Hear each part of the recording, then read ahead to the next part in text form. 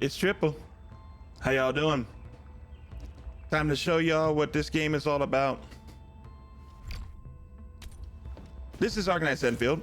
This is my little base. I have something I wanted to share with you all as an idea. A lot of people say that playing a gacha game takes a while for you to actually enjoy it, and they blow through content really easily. It's not our fault. These guys are drip feeding us content to drip all of our money out of our pockets, and you know that ain't gonna happen anytime soon. I come up with a way to manipulate the game to my own devices. I want to show you something real quick with my team. Waiting for your orders, And I'm going to switch through all 5 of my teams to see if you can figure out what I'm going to be doing going forward to see if I can have a little bit more fun. People min-max characters, make them leveled, over-leveled, especially in this game, and then find out the content's too easy and they just go and skip. It's a problem. If you don't give people really good content, really challenging content, you're going to have a contingency of players that are not going to want to play after 5 minutes. It's just how it is. These teams are not super synergistic, but they are fun to play with nonetheless.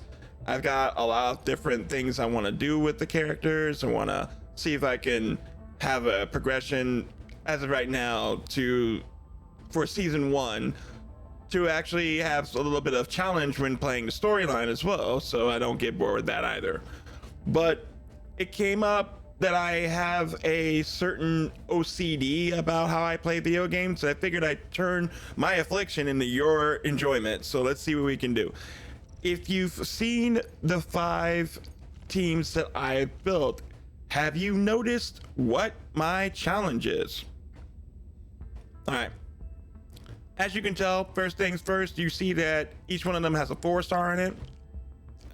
You got a different 4-star in each team. Catcher's here, Akakuri's here. There's also a different rule set for each of these teams. Number 1, they cannot have the same class. Leaf Fang's guard, the Pan is a DPS. Is actually, let me just make sure to go into it. The Pan is a striker. Yeah, and he's big too. I'll handle that.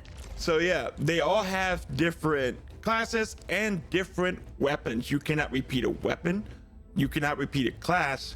You cannot repeat a character. You cannot repeat gear. And I'll get to that in a second. But yeah, this is called the one-man challenge.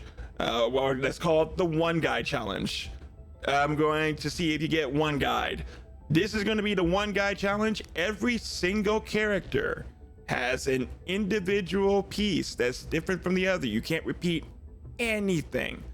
Now you can have different 4-star, 5-star, 6-star combinations, but each team has to have at least one of each rank of 4, 5, or 6 stars. No repeating characters. This makes the entire roster, all 5 teams, a puzzle, a math challenge, if you will. And so I've been able to get characters leveled up. I'm particularly doing the levels a little differently. Level 6 characters are going up to 90, level 5 to 80, level 4 to 60, just for me, because content's too easy. You can beat things a lot easy with these like levels. Don't need to go too far with it. But that includes the weapons as well. And on that note, all of the weapons for each of the characters are going to be lore accurate, meaning they're going to fit not only the rank of the character, but also the design of the character. If you go to Fluorite, Who's due for some bad luck this Chizuni OBJ Velocitus, all the 4-star characters are part of OBC 7 anyway. They're going to use the OBJ series, and so each one of them has the OBJ weapons, so that way you don't have to worry about changing out their lore. Yes, you could put any gun on these characters, but this is a one guy challenge. You are not to put different things on the character that wouldn't be lore accurate. This is because that's their one guy. That's how they are. Snowshine's gonna get the weapon she has from her release because that's what she came in with. Okay, visibility's good. So she's getting the finishing call. Delivery guarantee benefits this little perky gear belter character, for crying out loud.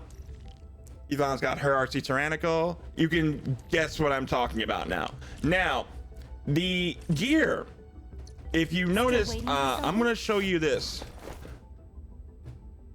You can artifice them if you want to, but every single gear piece is only one of them. I have only copied item I have in the game is the one I used to artifice, the one they gave you for free, and I just artificed it all the way so I can get the medal. Every other piece is not a copy of another piece, therefore you get to wear everything, and you only get one piece for the whole team set. For all 5 teams, you cannot repeat a piece on anyone. This is a one guy challenge. See if you can actually play this way and see if you can have some fun. I think that I'm going to, for now, stick to having the 4 stars use level 50 gear until I find that I can, you know, play with it, see how hard it gets. But no, all of these, in fact, I'm gonna actually, this makes a lot more sense. Lock them, lock every item so I don't screw up, because when you artifice things, you may end up artificing what people are wearing. It's not likely, but just in case. If I'm not wearing it, I don't want to get deleted either. Just I'm doing a challenge, so, but we'll figure that out later. But that's the whole thing. And yeah, so this challenge, it makes having a cool ass set of characters now viable. You can play with them, you can have fun with them, you can do whatever you want with them. And after getting Tong Tong and seeing that I can be a little bit more flexible with the teams, this might get way too easy. But at least then you have an incentive to level up characters, put them on a team, and just go with it without having to worry about meta all the time. Meta's boring. Meta's like exhausting. I'd rather, you know, do my own challenge, see if I can get there far, and it'll take a lot longer, and it'll give me a way of grinding and growing, you know what I'm saying? So yeah, that's the one guy challenge. See if you like that. See if it actually makes the combat a little bit more fun and expressive. It gets you out of your comfort zone. You end up doing different team comps. If I go into this right now, this comp right here, with the blue characters, it's actually very easy. Meanwhile, you have a comp with Lifang. This is not hard either. It's just you didn't expect it. Akakuri helps physical, because her ability actually, if you go into it, Come on, let her me do something for Endfield.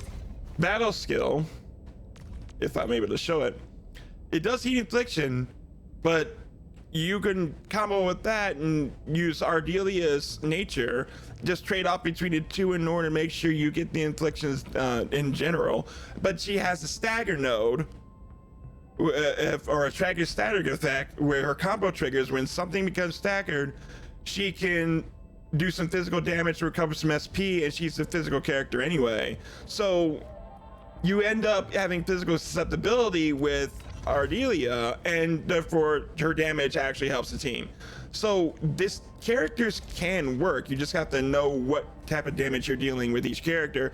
And yes, you have a couple of lift buddies and a crusher, so it works very well. But I'm playing the one guy challenge, so this is now essential. So yeah, it works very well. Ardelia, and by the way, having Ardelia, I don't know what the devs were thinking. This character is goated for so many reasons. If you play her for damage, you get damage. If you play her for damage, you can get damage. The combo trigger is cool just because you get some corrosion. This right here, Dolly Rush, you don't know how goated this ability actually is until you start spamming it. It makes a difference. Not only are you going to consume corrosion, so apply corrosion with the battle skill. The trick is fight, get your first final strike off, get the combo trigger first, then kill the corrosion, add susceptibility right after that. Start mollywopping the enemy. That's how you do it. So yeah, it is goated. She is one of the coolest characters to launch with. People run her like it's like putting butter on toast. So yeah, do your best. And also with the gear thing, when you only use one piece of gear, it challenges you to figure out whether or not you can make a combination that actually gives you some kind of benefit without having to like, oh, I need this for maximum damage, maximum power. You run with what you can, and then you work harder in order to keep from getting hit. Now, all the streamers that say that, oh, I can't dodge, I can't this, that, and the other, it forces you to get better at playing the game. That's another thing.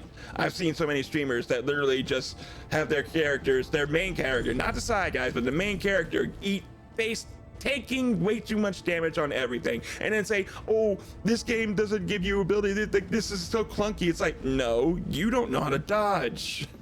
Dodging is literally a spammable offense. You can have 0 energy and spam dodges in some of those videos. Maybe I have patched that, but no, it's like I've seen videos where people are just like 8 in a row. It's like hilarious.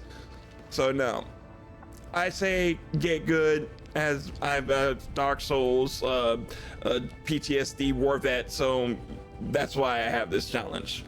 All right. Thanks for getting to my head and letting me share a little bit with you guys. This is Triple Arms is the channel. Like and subscribe if you want to see me do more of this, if you want to share my pain or get me more of it. I thank you all for coming out and checking out my Dijon. All right. Peace and love, everybody. Stay safe, stay sane, and stay sober, my friends. Peace.